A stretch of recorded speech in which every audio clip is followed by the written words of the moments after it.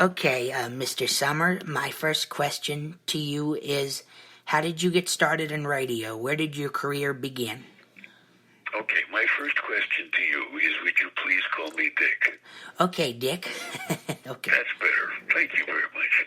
The only people who call me Mr. Summer is the FAA when I screw up in my airplane. So, okay, I got started in radio a long time ago. It was one Christmas when I was a little kid. I think I may have been, I don't know, maybe 5 or 6. I was a really little kid. One Christmas, my folks gave me a portable radio. And I think I didn't turn it off until the 4th of July. I am from New York, and I used to listen to WNEW. It's a guy by the name of William B. Williams was doing a show called The Bachelor's Apartment. And it was incredible. It was incredible. William B. Williams knew all of the big names in showbiz. But when he was doing his show, he was talking to me, little kid in Brooklyn, big ears, pimples, the whole schmear. But that's what got me interested in doing radio. And it was a huge help knowing what I wanted to do, because I've known an awful lot of guys who've been through college and whatever, and they got out of school and they had no idea what they wanted to do. I always knew what I wanted to do.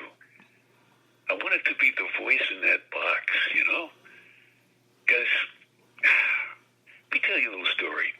You like stories? Sure. I like stories. All right, this is a true story. There is a stranger's white fedora hat that sits on the night table right next to my Lady Wonder Wench's side of our bed. That's what I call my wife, my Lady Wonder Wench. That strange white fedora is just my size. I put it on every night just before I help my Lady Wonder Wench get undressed for bed. I like to tell her silly little stories to make her giggle, because I think giggles are good. And she says I still have the voice that she admits turned her on all of those years ago. Now, there is something strange about that white fedora. When I put it on at night, all of a sudden, I feel different. I feel like a kind of a stranger to myself. I guess it's a bit like putting on your mask at a costume ball, and for a little while you feel like you're not responsible for the sexy things you're doing, because for that little while with that mask you feel like someone else, and you don't even know for sure who that someone else is.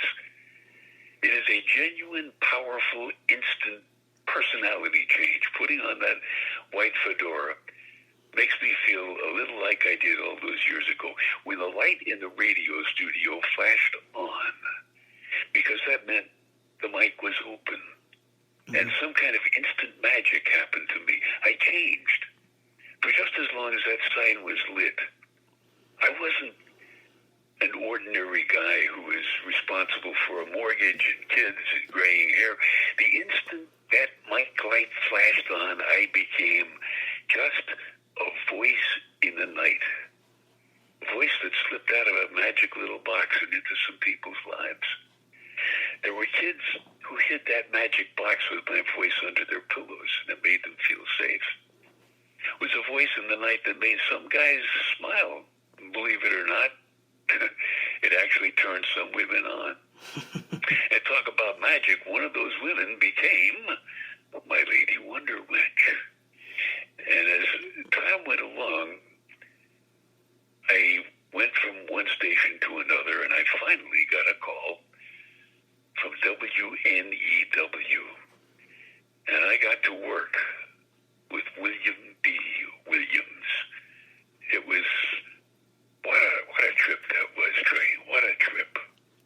Long answer to a short question. Oh, that's okay. The stories make it worthwhile. That's why I do this show. Stories make it, Why do you do the show, Trey?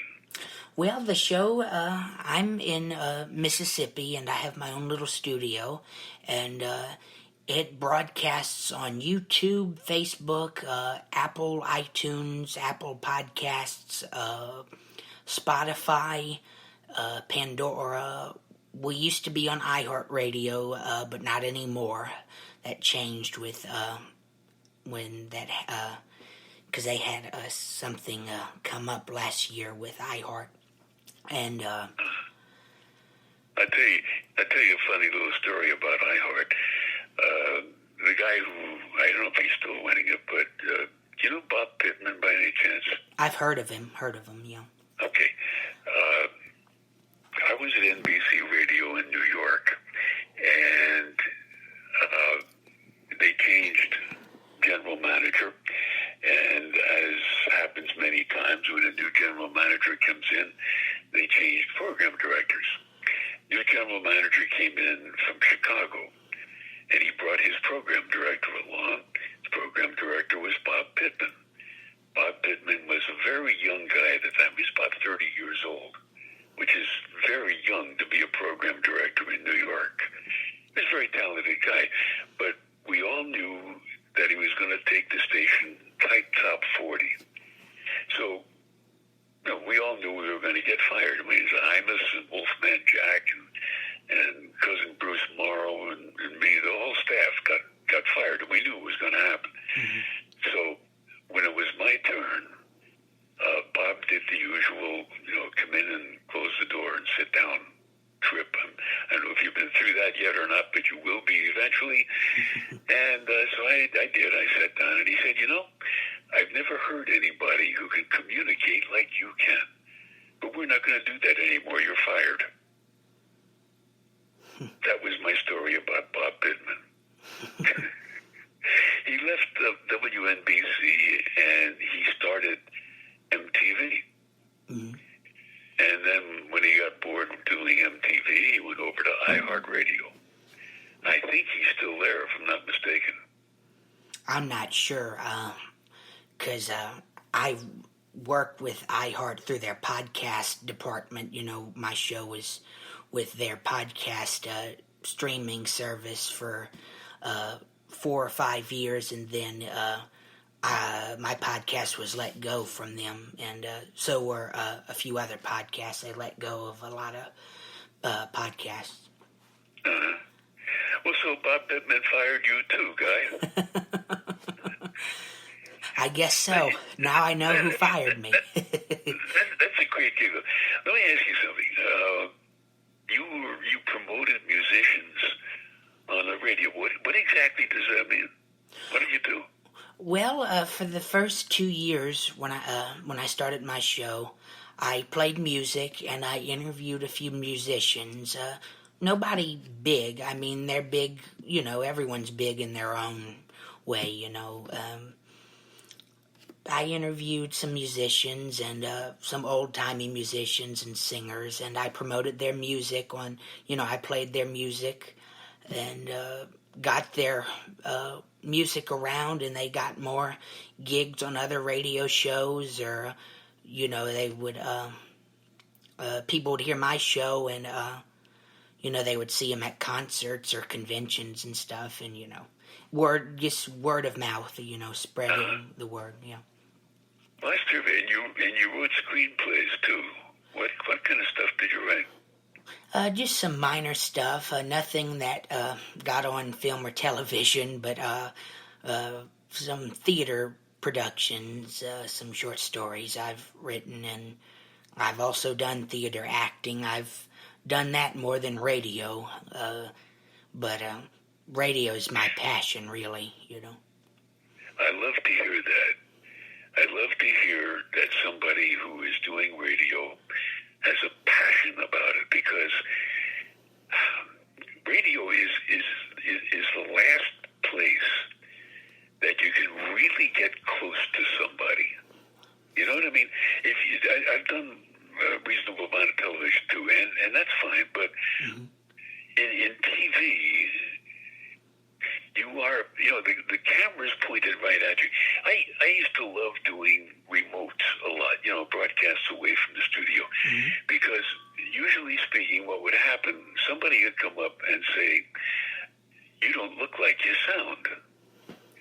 And that always really rang a bell to me, because what that meant was that person listened carefully enough to what I was doing to make a picture in his own mind about what I looked like.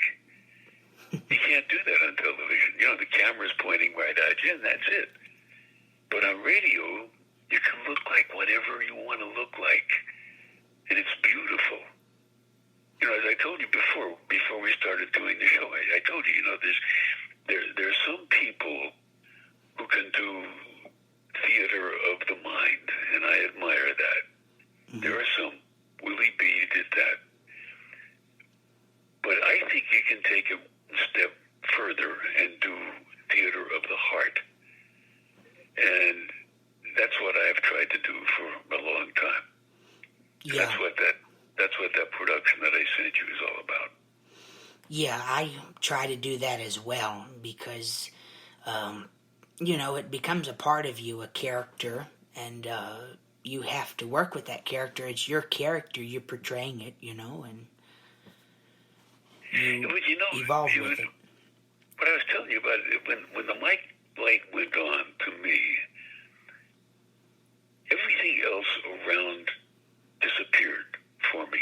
There was a guy running the control board, and various people hanging around or whatever. They all disappeared. It was just the mic, and I would sometimes get an image of either a kid or a guy or a woman or whatever, depending on what I was talking about. And that image was pretty clear in my head. It was just me and that one person. And I loved that. That was wonderful. And so when you said it's a passion, I like hearing that. You're a young guy, and I hope you can keep the passion going. Way too many people seem to lose it. Please don't lose it. Thank you. I agree. I think radio, it's been around forever. It's truly becoming a dying art, if you know what I mean.